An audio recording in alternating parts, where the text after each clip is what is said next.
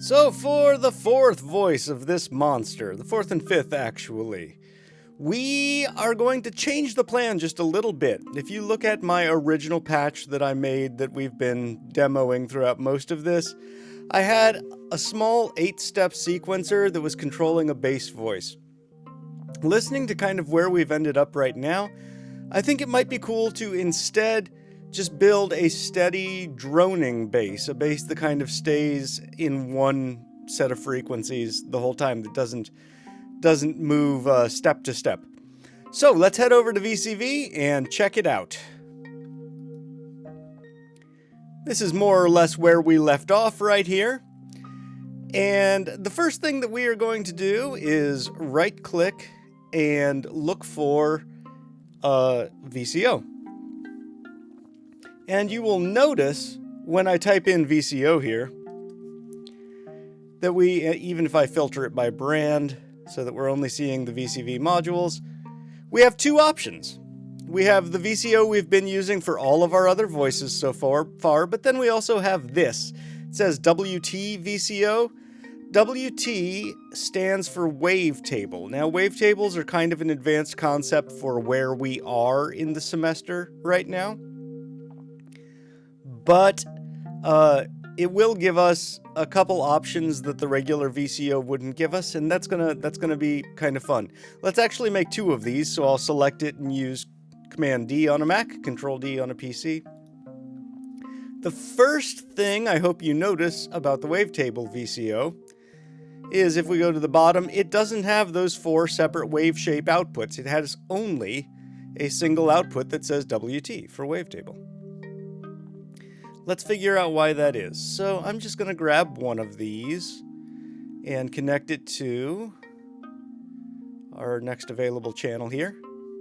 Let's listen. Actually, I guess this would be our next available. There you go. You can hear that. Now, the thing I want you to see is this knob that says WT position. As I turn it, it is going to smoothly morph between our main wave shapes. Now, a wavetable VCO can do so much more than this. We're using it at its absolute basic functionality, but let's have a look at how it morphs.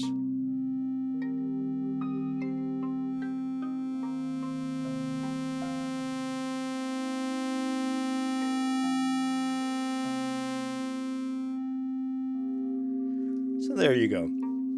Now, right now it's playing the note C, and I thought that was going to be a good note to drone on, because if you remember, when we added a quantizer, I set it to a scale that I said was C minor pentatonic. It is, in fact, that 5-note scale, but when we randomized the sequencer, I got something that in the chord progression sounds much more major than minor. It would be the relative major to C minor, and that is E flat. So I'm going to set the frequency here somewhere close to E flat, but down in the bass range. And you can just use your ear to tune this for now. We can figure it out later, but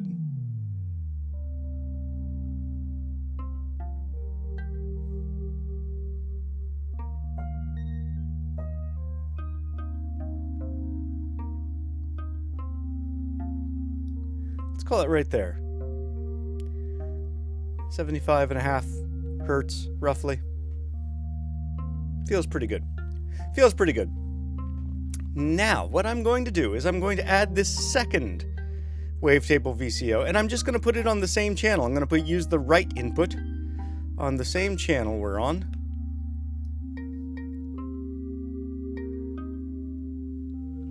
I'm going to also set this to 75.5 hertz. And I'm going to change the position of the wavetable just a little bit.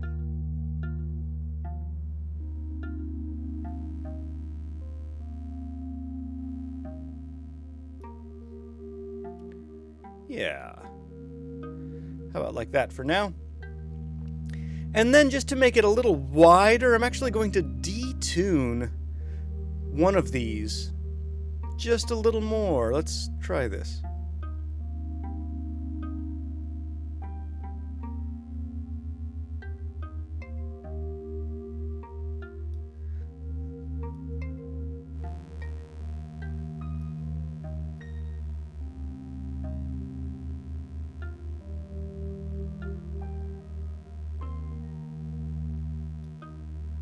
Yeah.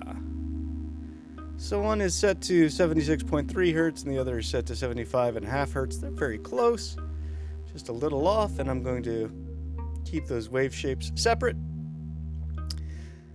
There might be a little disparity in the level between these two right now, although we can't tell because I've got my cables very opaque. Let's change that. No, the levels are pretty close. The levels are close enough to make me happy for the moment. That's going to change soon. Okay, so here is what we are going to do. We're going to now add 2 VCFs.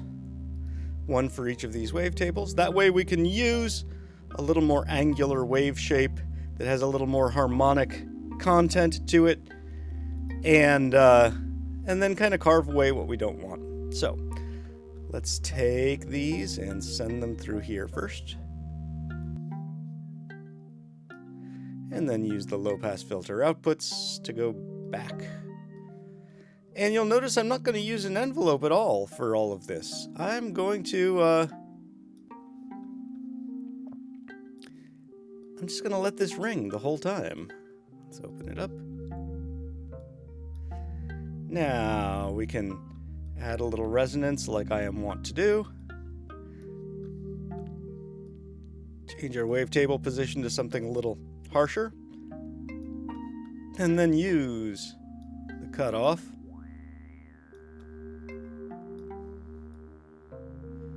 to really determine our level here. I might need to get those a little closer in tune.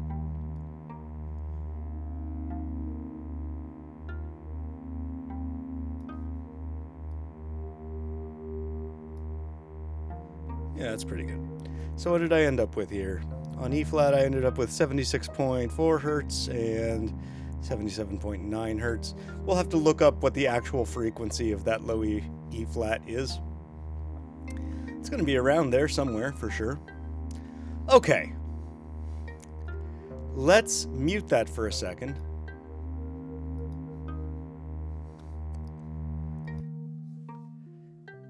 And add our 5th and final voice.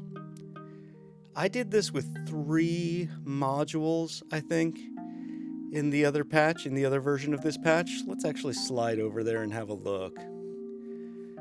I did it with 4 modules total, but 3 for the basic. And it sounds like ocean surf. It sounds like waves.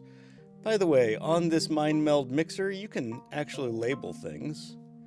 So, first voice, I tend to call that like a ping. Second voice is the chords. Third voice is the violin, but I always label that pizz because it's a pizzicato sound. Fourth voice is the piano.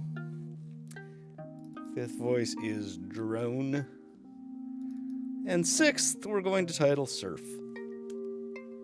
So now it'll be a little easier. Once you get a bunch of cables in here, it's kind of hard sometimes to keep everything totally straight. Now it'll be a little bit easier for us.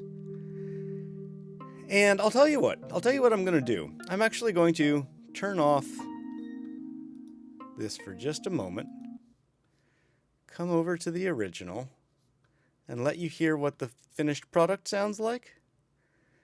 Because this is within the realm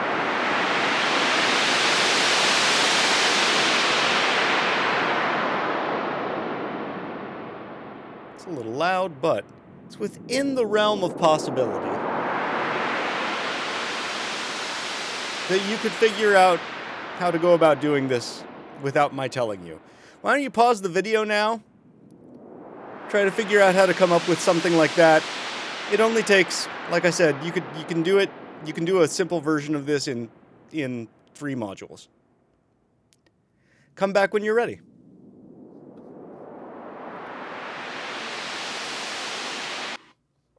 All right, welcome back. Let's go back to the recreation over here. The modules that I use to do this. First, we start with noise.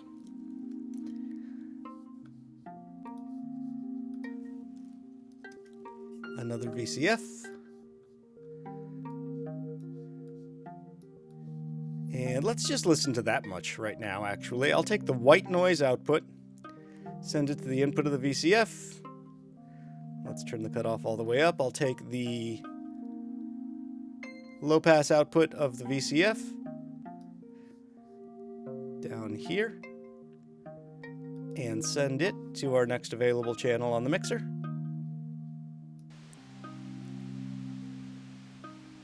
Should be able to hear that. And then have a listen. So far we only have 2 modules.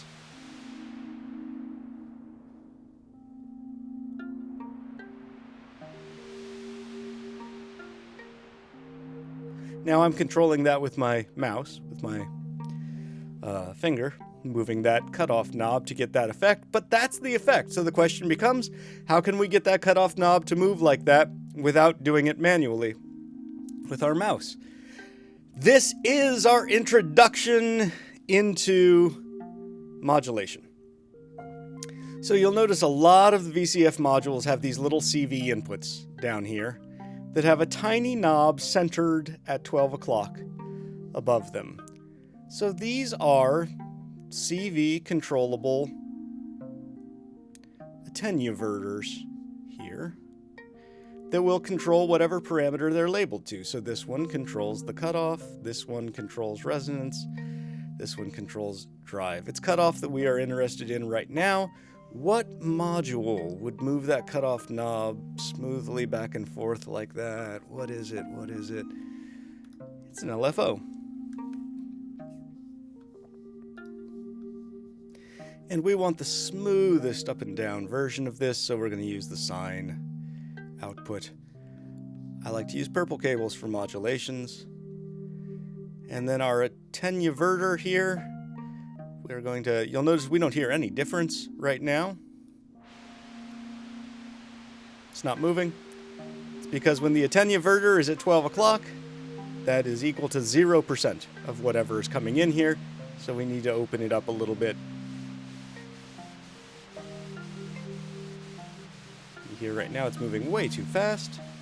Let's pull the frequency down. Frequency for this LFO we can think of as time. And then just give the cutoff a start position.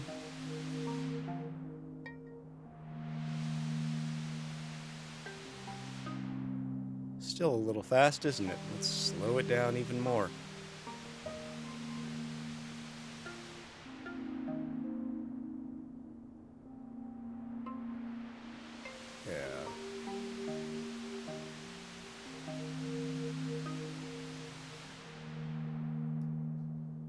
Go. That might be kind of the right idea. Play around with that a little bit. And as always, play around with drive and resonance and see if you can get something that starts to work for you. But the thing that is going to make it sound phony is how predictable and repetitive it is, which of course it is. It is right now exactly whatever this is, 0.01, basically, 0.01 cycles per second, always repeating at that speed. So what if we use another purple cable modulation to change this, the frequency knob, just by little amounts? We don't want it to get too fast. It doesn't sound like surf if it goes way up here. Doesn't sound like surf. Sounds interesting. We don't want it too slow. It gets very boring very quickly. We want it right around where we had it, but just with little minor fluctuation in an unpredictable fashion. I said unpredictable, so hopefully the first thing that popped into your mind was random. And that's what we're going to use. We're going to use the random module. Now, the last time we used this, we were only concerned with trigger input and trigger output and this probability. This time, we're going to use it for something else. We're not using it for trigger. We're using it for an actual changing voltage, a random changing voltage out. And I think we're going to use the step output. Now, we don't want this to happen very often, so I'm going to move the rate way down here, way down here. Take this step out and send it to the frequency modulation input here. Once again, just open up the attenuverter.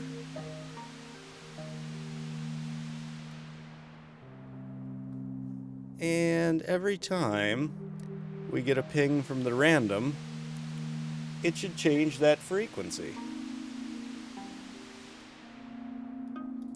Let's go ahead and open that all the way up right now.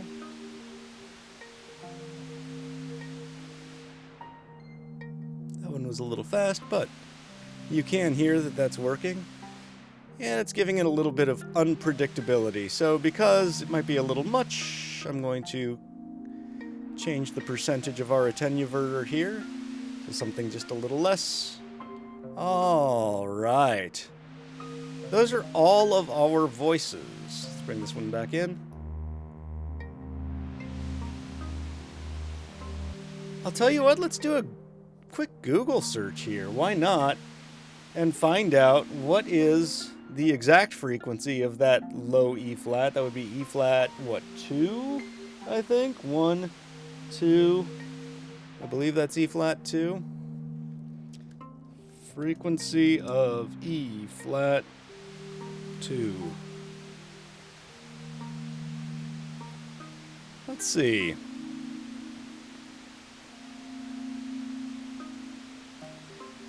77.78 hertz. What did we end up with? 77.9, and I said I wanted them a little detuned from each other. 76.34. We circled right around it. Good for us. Okay. Let's do some more modulation.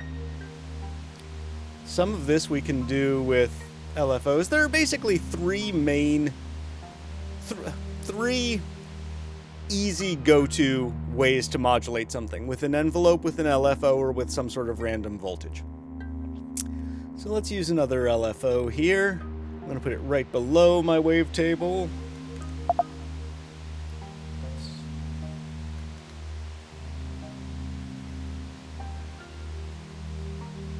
Slow this down quite a bit, not too slow. Take the sine out. Let's modulate the position on this one.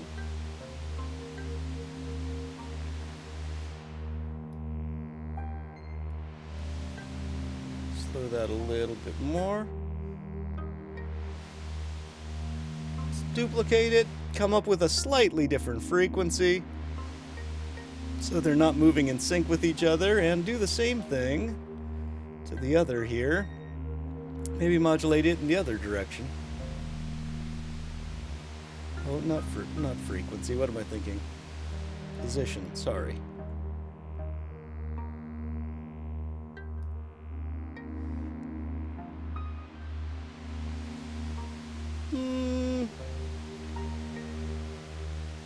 There, kind of like that.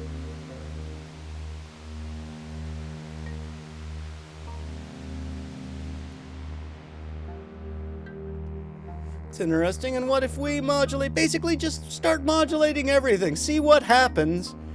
Have fun if there is a CV input. Find a way to modulate it. Let's use let's use another random module.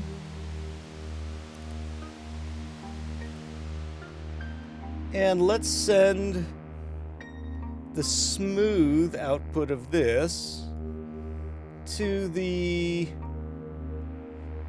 cutoff here.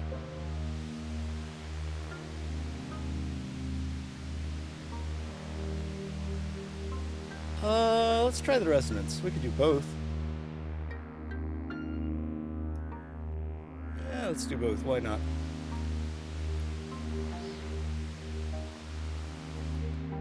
Slow the rate down a little bit. Okay. Now we're getting some really interesting contrast between these two. And what if I sent the linear output of this to modulate the cutoff of this second one?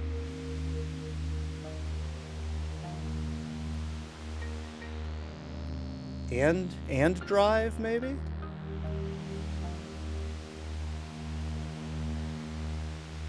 Now we've got things moving all over the place. If that starts to get a bit much for us, we can always just turn it, kind of tuck it down. It's still providing the sort of bass emphasis we want. We could even go down an octave from there. What did we say it was? 78 hertz? So, what, 35, 36, like 37 hertz? That's lower than most speakers are going to notice. So if you're watching on, if you're watching through your phone speaker or even some laptop speakers, you might not even be hearing this bass as it is right now, or at least you weren't until I started adding those higher harmonics to it. But that's just something to kind of fill out a little bit of the sound. Let's turn all of this up a little here.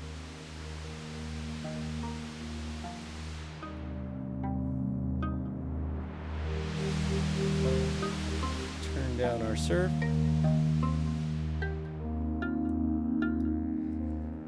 Oh, what else can we modulate? What else would be fun to modulate? We could definitely modulate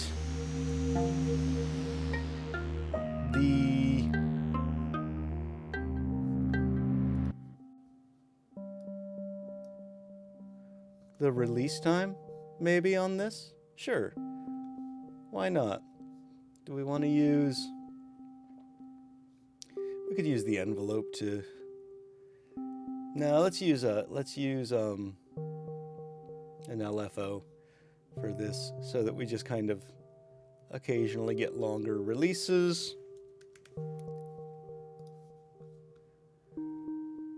And grab that release, just depending on...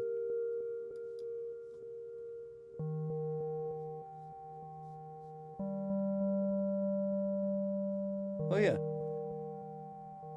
you get some kind of, depending on when it hits, we'll get longer or shorter moments. Let's slow it down.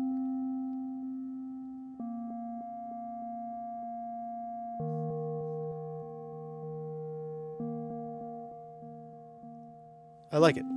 I like it. You can go through and, look, the delay has all kinds of inputs here. All of your filters have CV inputs that can be modulated. Have fun with it. Let's use this last one. Let's use the envelope output here to modulate the depth of our chorus. And we'll turn the chorus on, or turn the chords on.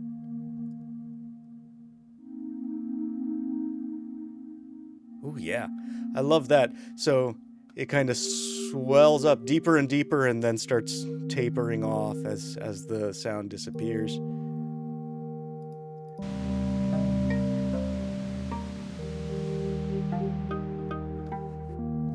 All right, it is time to drown everything in a giant bucket of reverb, which is the most satisfying part of this whole thing.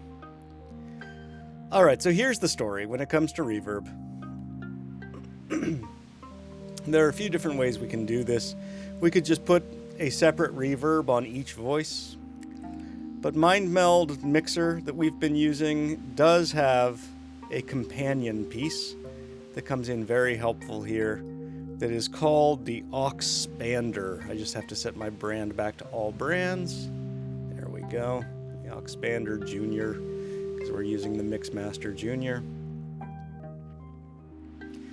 And the reverb that is, it's at this point, it's just so good that everyone is using it.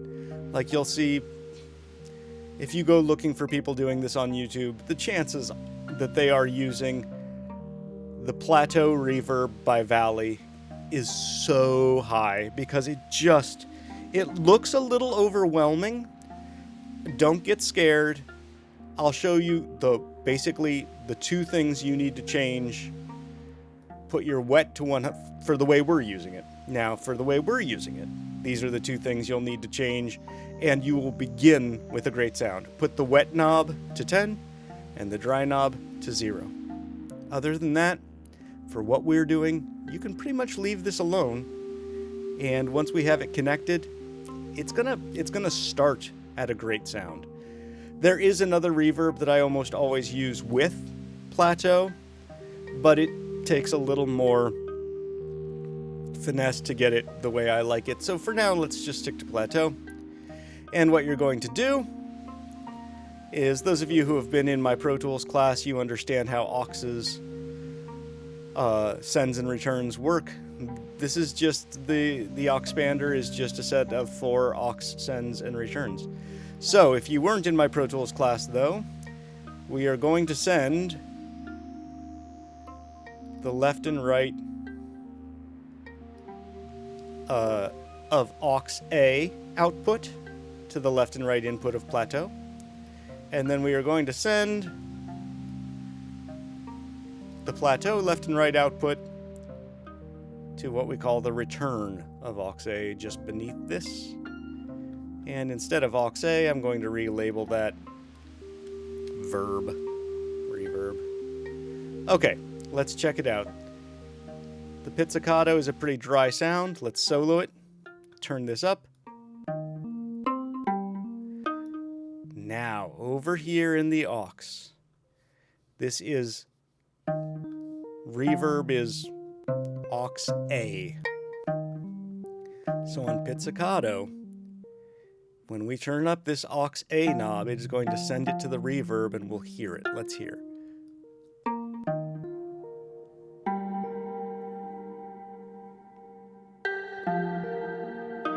And it is, I mean, it's just a great ambient reverb. Let's do the same thing with the piano sound, which somewhere here I've disconnected one of these cables from the piano sampler, so let me reconnect that. Oh, I dropped it. Never mind. It's fine, we only need one. Let's do this to the piano. Turn up aux A for piano. Let's hear it. As soon as it goes. Remember, we had it on a really slow random.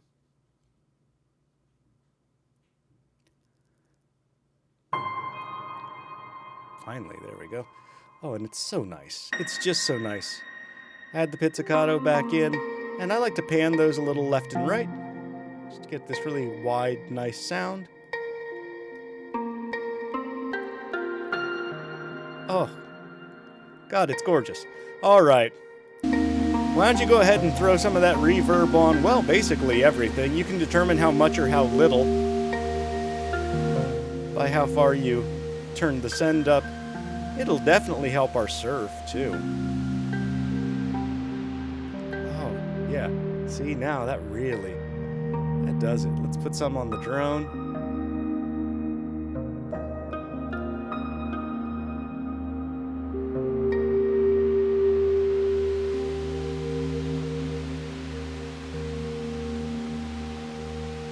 Crazy. Our surf is a little slow right now. So you might adjust that. What would you adjust? Well, probably the LFO. And turn it up a little bit. Maybe pull the attenuator back a little bit. Nah, it might have been too much. But hey, this is our patch. This is our monster. We did it. Turn it down just a little bit for us here.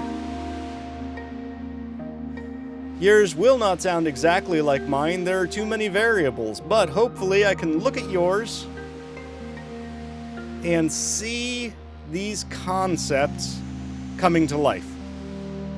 It should be set up more or less like mine, just with some different modulations and with some knobs in different positions and that sort of thing, and probably a different mix on your mixer and all of those ideas. But until next time, thank you so much for your time and attention. It is time to bounce. This is Scott Velasco fading out.